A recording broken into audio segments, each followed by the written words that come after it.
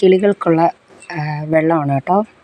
പറ്റുന്നവർ, അതായത് വീട്ടിലുള്ളവരൊക്കെയാണ് പറ്റുന്നവർ ഇതുപോലെ കുറച്ച് വെള്ളം എടുത്ത് നമ്മുടെ ചെടിയുടെ ചോട്ടിലോ തണലുള്ള ഏതെങ്കിലും ഭാഗത്ത് മാറ്റി വയ്ക്കുകയാണെങ്കിൽ കിളികളും കാക്കയോ കിളികളോ ഒക്കെ ഇച്ചിരി വന്ന് വെള്ളം കുടിക്കും. ഇപ്പോൾ ചൂട് സമയമല്ലേ, നമ്മൾ തന്നെ എത്രമാത്രം ചൂട് കൊണ്ട് ബുദ്ധിമുട്ടുന്നെന്ന് അറിയാമല്ലോ.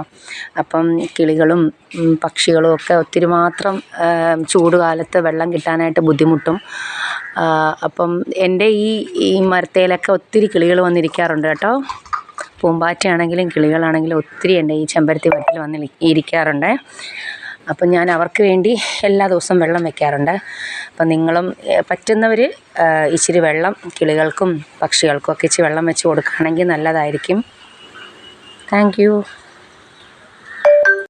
കാക്കകൾക്കുള്ളതാണ്. കാക്ക, പൂച്ച, ഈ 2 കൂട്ടരാണ് ഈ വെള്ളം കുടിക്കുന്നത്. കാക്കകൾക്ക് പിന്നെ അറിയാമല്ലോ, വിശാലമായ വെള്ളം, കുടി മാത്രമല്ല കുളിയും എല്ലാം ഉണ്ട്. അപ്പോൾ അവർക്ക് ഒത്തിരി വെള്ളം വേണം. അതിന് വേണ്ടിയിട്ടാണ് ഇത് ചെയ്ത് വെച്ചേക്കുന്നത്.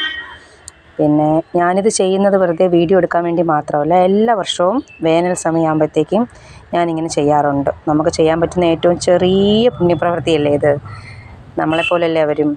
പിന്നെ എൻ്റെ ചാനൽ ഇഷ്ടപ്പെട്ടിട്ടുണ്ടെങ്കിൽ എല്ലാവരും ഒന്ന് സബ്സ്ക്രൈബ് ചെയ്ത് കൂടണേ പ്ലീസ്.